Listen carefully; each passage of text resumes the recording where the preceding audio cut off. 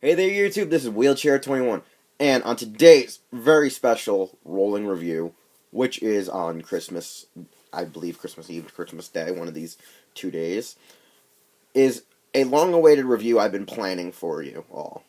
It is Godzilla, King of the Monsters, Godzilla Attacks New York City Giant Playset, released through Trendmasters back in 1994.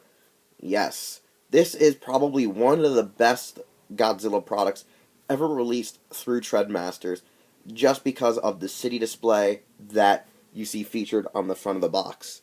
I mean, it really captures a lot of New York. You have the Statue of Liberty, you have the Chrysler Building, you have the Empire State Building, you even have, sadly, on the far right, the World Trade Center, and I believe the United Nations to the left. They really tried to put a lot of the city's landmarks or known buildings at the time from 1994 into this playset, and it's always been a favorite of mine because of just, well, I've grown up in upstate New York, but I've gone to New York on a couple of occasions, and I love the city. So, I mean, it really captures a lot of the things I saw as a kid growing up, and, it kind of makes you feel like like it fit in the Heisei era, especially when you watch Godzilla 84, when he just destroyed most of Tokyo. So, it reminds me a lot of the Heisei era stuff that Godzilla did. Now, let's go look at the back of the box. It has almost every monster released in the initial King of the Monsters wave, excluding the future Godzilla Wars, which would feature Anguillus, Mogira, Space Godzilla, Varan, and then you had Doom Island that brought in Megalon. Now, you have the Supercharged Godzilla, which pretty much goes on about, well, it actually talks more about Biollante, which makes no sense, but, I guess that was something to do with the Godzilla comics that they were explaining how he evolved from 84 to 90 to 89 to, well, back in 92 with Ghidorah. It really focuses on all of the monsters. I mean, you have practically every monster for like the first 3 Heisei films here, and one Showa monster, Gigan, which originally was supposed to look more like his actual counterpart, but changed in the final product to make him look more updated and featured with the rest of the toy line. Honestly, I mean, these are some wonderful figures that were made during the 90s, and it even gives you all their contact information, like how to mail them, how to call them, and all the other cool necessities about it. So, I mean, it's a really amazing box art. I've always just loved it, and it's an amazing playset once you get down to it.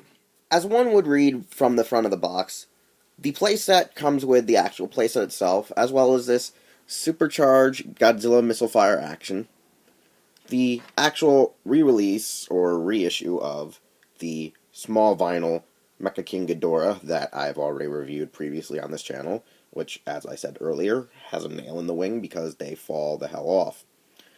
As well as these little military soldier guys. These old school, playset soldier guys here are actually not just, basic 5. There's a complete set of 20 of them. They only have 2 to 3 different variations of how you pose them, either looking like they're running or firing off at Godzilla or carrying their gun at hand. Very small and trivial compared to like the other old, like 40s and 50s small military figurine soldiers, but they're well put together, well nice, and, hey, maybe they will go on a Toy Story. As well as these nice little military tanks. Basic tank design of the 90s. I'm pretty sure this is supposed to be like based off of the current, model that they were using most of the time. I know they're not freaking Abrams tanks, but man, that would be badass. Godzilla versus a bunch of Abrams tanks. I don't know why. But, yeah, all they do is just rotate. Nothing more, nothing less. But you get 5 of these, but I would rather have, like, 10 of these, and maybe just 10 of the little military guys. I wish there was more of these. Really, I do. I really wish the playset had more tanks than it did the military soldiers, because I don't even know how I was able to keep all 20 of them together over my childhood without losing any of them. And you have this dopey-looking Godzilla. Now, I say it's dopey because I hate the missile fire gimmick. And 2, it's technically a hazard. This missile fire gimmick, when loaded correctly, if I'm doing this correct, when loading it in here, which has a little groove, and placed into the Godzilla, even though it's a nice, soft, rubbery plastic, so I loaded it. Let's take another missile for just fun. See, nice and rubbery, so at least if you get hit, you're not going to necessarily get hurt. However, this thing fires off like a SOB. I mean, this thing,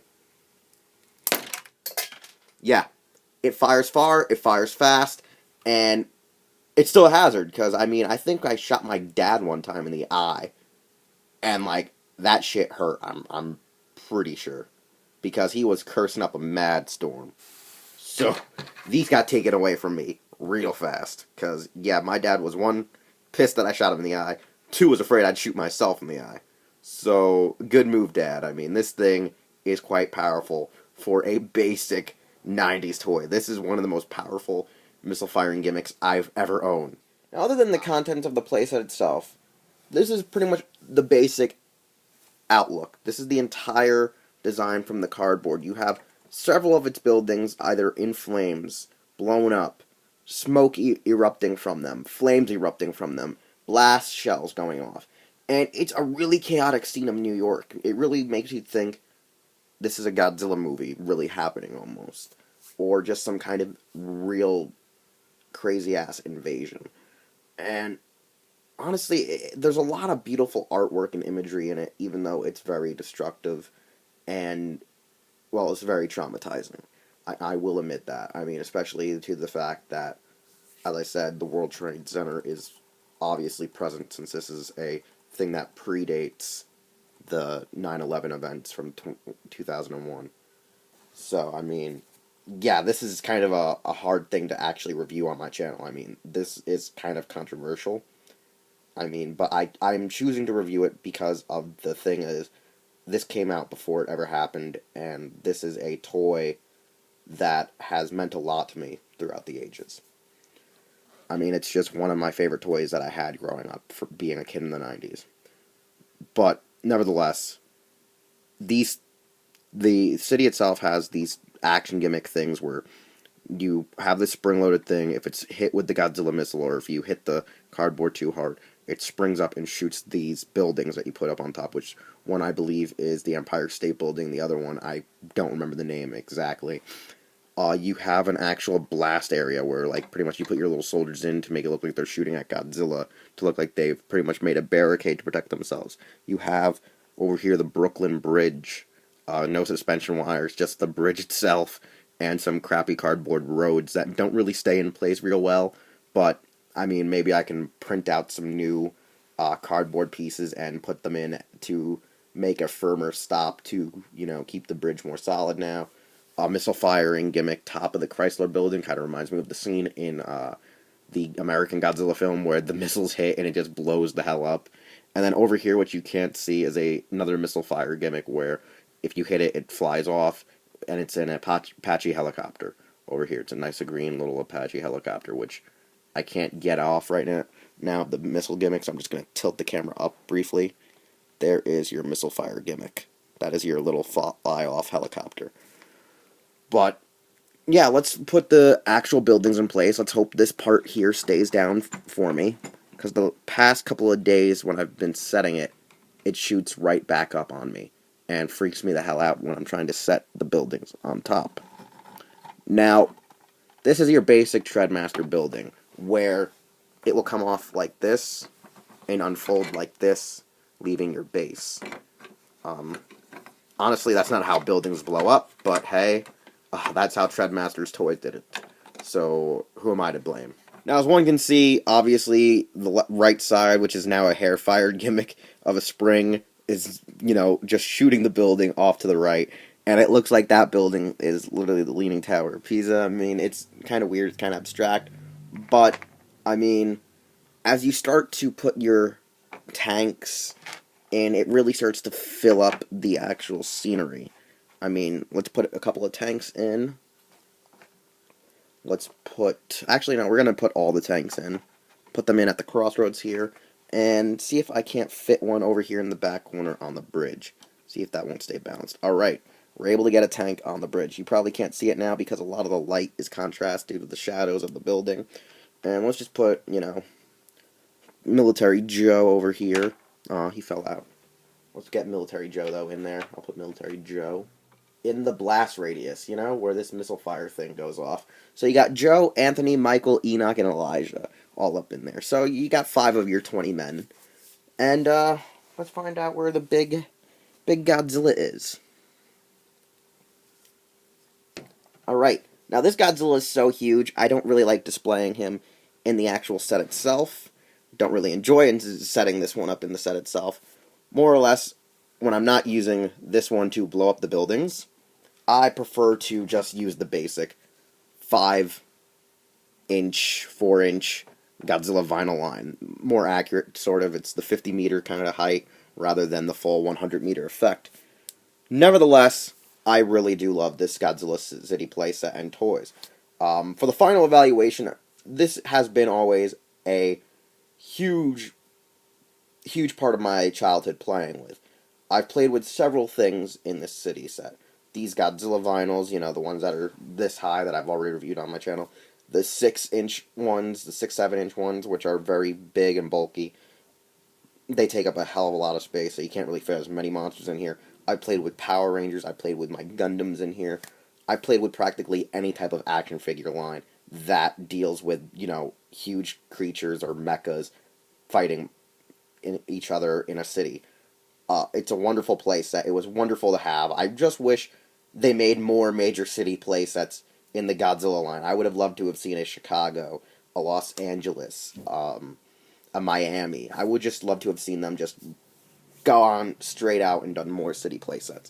That's one thing I have against Trendmasters. Another thing is the spring gimmicks. Those things just fire off like, man, those things are like just hair triggers. They just go boom, boom, boom, boom, boom.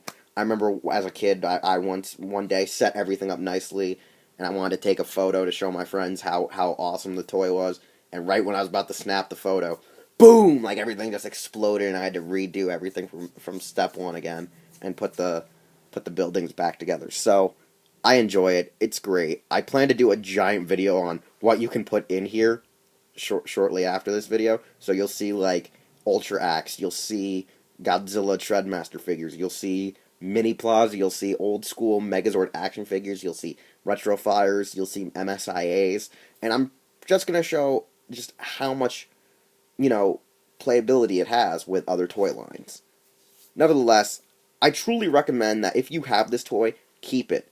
If you want to get this toy, you might be spending anywhere from $60 to $100 on eBay for this thing. This thing seems to be very, very freaking rare.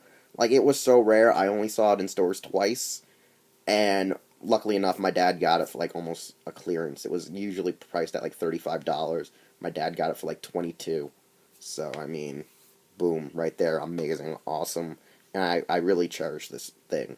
I one day will probably get a bunch of the Godzilla City Destruction packs for the Monster Arts, fill over the gaps here where the spring loads are, and just put those, Bandai-made buildings in here to kind of fill in the gaps and make it look more city-like rather than just these 2 buildings.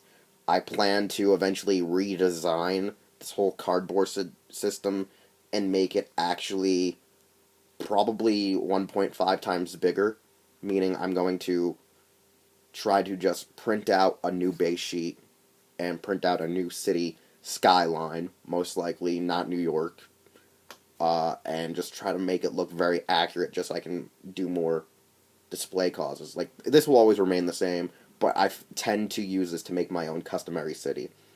I don't know why, but that's a goal I have. Anyways, I hope you enjoyed getting a glimpse at this playset, and I hope you liked this video.